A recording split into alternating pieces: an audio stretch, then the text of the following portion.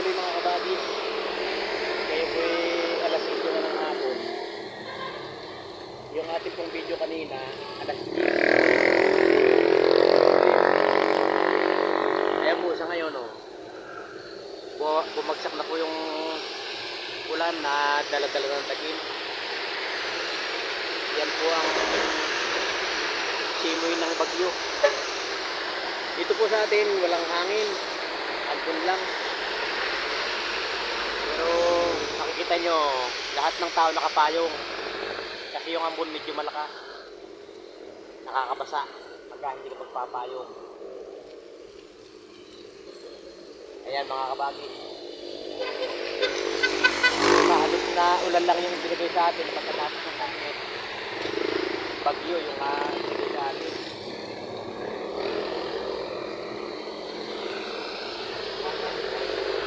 Kaya po yung mga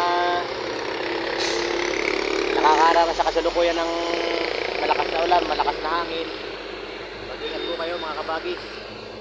Lalo dyan sa parting Kabisayaan, yung mga kababayan natin yan sa Kabisayaan at saka yung mga subscriber natin yan, mag-ingat po kayo. At baka po lumakas yung hangin at saka yung ulan, mas maganda na po yung tayo ligtas. Sa kasalukuyan po dito sa amin sa Laguna, yung ng panahon, makulimlim pa, ambon-ambon. Tapos yung mga motorista natin, hindi sila mabibilis magpatakbo. Kasi yung kalsada madulas. Iwas sila.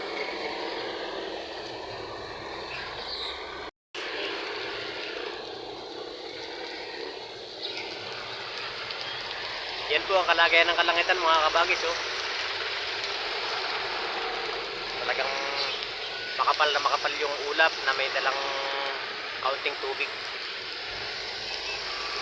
Sa atin po, pabor sa atin yan, gawa ng yung ating taniman ay mababasa na. Pwede na tayong magtanim ng sari-saring gulay para pagdating ng panahon meron na naman tayong libreng gulay, hindi tayo bibili. Baka sakaling tayo pang makapagbenta.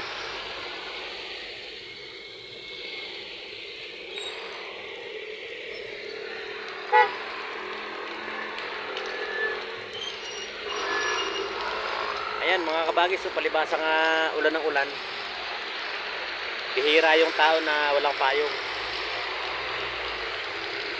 Lahat sila nakapayong kasi nga yung ating ulan ngayon bagaman mahina pero nakakabasa.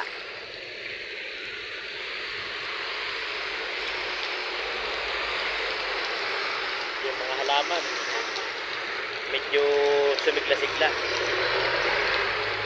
kasi nakatikim sila ng sariwang tubig.